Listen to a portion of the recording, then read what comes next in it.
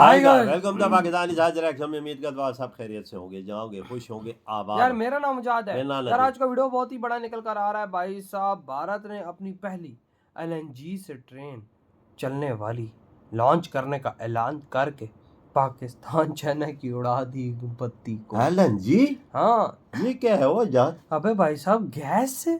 ये तो मैं सोच रहा हूँ ये एलएनजी पे कैसे चलेगी। और भाई भारत ने रिसेंटली हाइड्रोजन पे अनाउंसमेंट की है। ये बिल्कुल। एलएनजी का क्या कहानी निकल कर आ रही है। हाँ ना यार, देखो ते यार, जो भी चीज ऐसी निकलती है, सुबह सवेरे उठते हैं तो इंडिया नई एक चीज निकाली होती है। वही ना भाई साहब, वही ना, वॉच करते कोडोन करते स्टार्ट।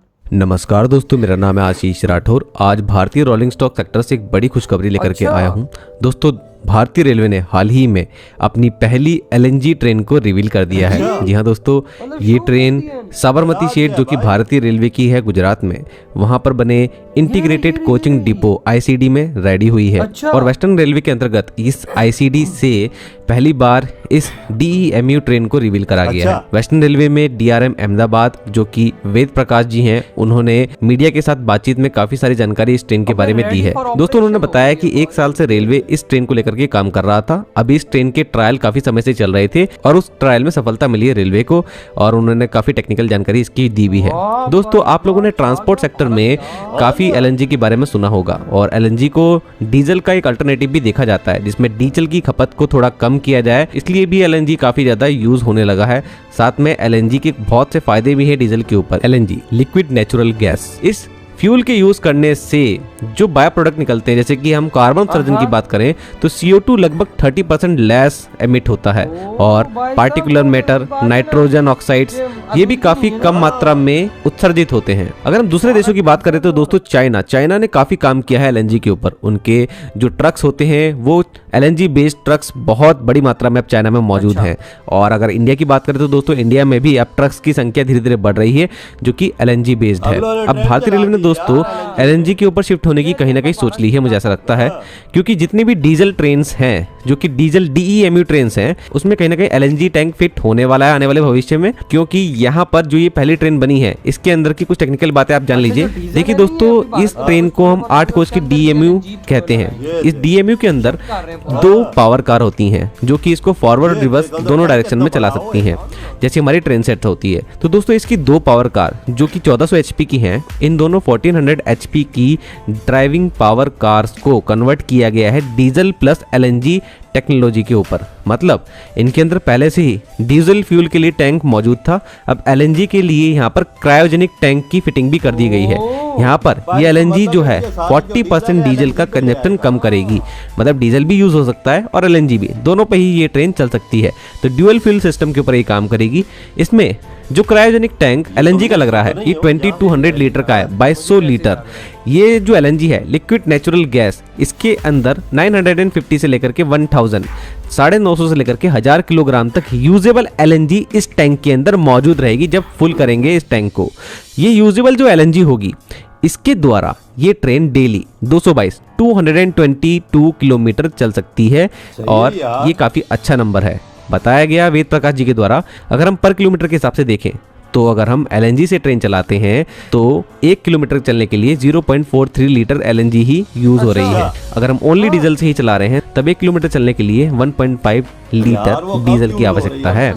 और अगर 100 किलोमीटर की बात करें तो 100 किलोमीटर चलने के लिए ट्रेन में 3300 रुपीज एलएनजी का खर्चा आएगा। और अगर हम 100 किलोमीटर डीजल से ट्रेन चलाएं ओनली, तब 12,000 रुपीज का खर्चा आएगा ट्रेन को 100 किलोमीटर चलाने में। दोस्तों, वेद प्रकाश जी ने ये भी बताया कि गुजरात में महिसाना से साबरमती के बीच में इस ट्रेन के ट्रायल अभी चल रहे हैं, और इस ट्रेन का 2000 किलोमीटर का ट्रायल भारतीय रेलवे में भी हो चुका है जो कि सक्सेसफुल रहा है। उन्होंने बताया कि आने वाले समय में वो महिसाना से साबरमती के बीच में जो 10 डीएमयू ट्रेन मौजूद हैं, उनके अंदर इस टेक्नोलॉजी को लगाएंगे, जिससे कि ये सभी ट्रेनें एलएनजी प्लस डीजल के डुअल फ्यूल सिस्टम के ऊपर वर्क करने लगेंगी, जो कि एक बहुत बड़ी बचत है और साथ में ही एनवायरमेंट फ्रेंडली भी है। तो एलएनजी और और डीजल का ये कॉम्बिनेशन आप लोगों को कैसा लगा दोस्तों डीएमयू ट्रेन में?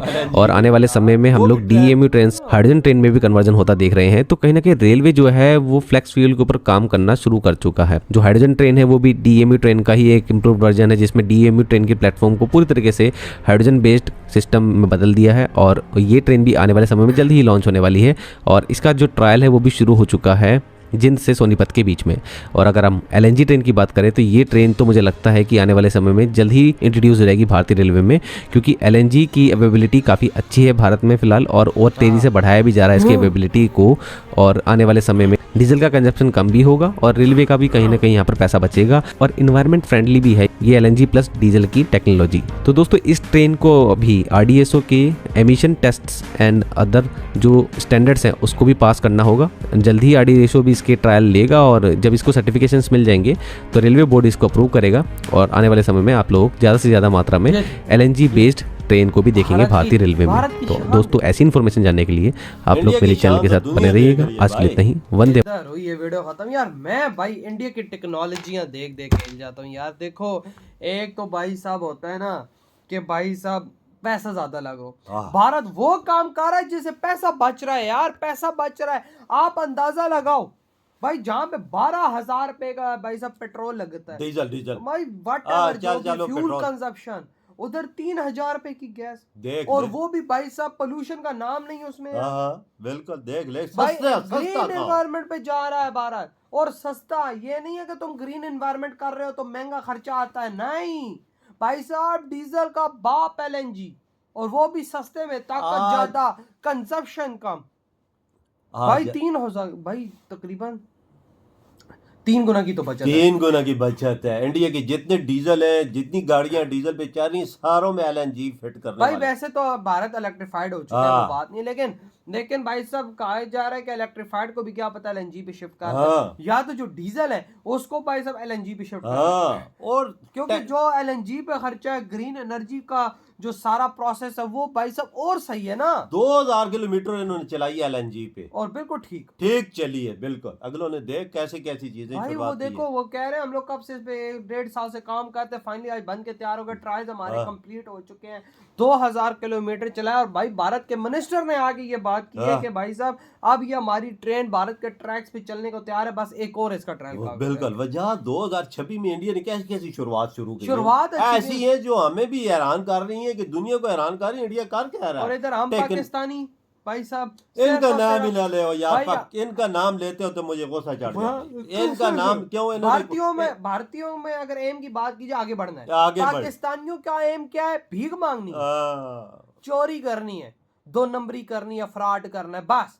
इसके अलावा इन पाकिस्तानियों को कुछ नहीं पता यार। शर्म से डूब मारो पाकिस्तानियों। जब भारत की तरक्की को हम देखते हैं तो कसम से सीना जल उठता है यार। सच बोला यार, हमारा सीना खुद जलता है तो उसकी तरक्कियां देखते हैं, उसकी हर चीज देखते हैं तो बोलते हैं कि इधर भी कुछ हो ना यार। पर इन्होंने तुम्हारे लिए बात है कि भीख मांगना ही, और तो कुछ भी नहीं करना।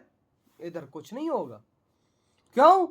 क्योंकि इस देश में सिर्फ चोरी चकारी के अलावा कुछ नहीं है।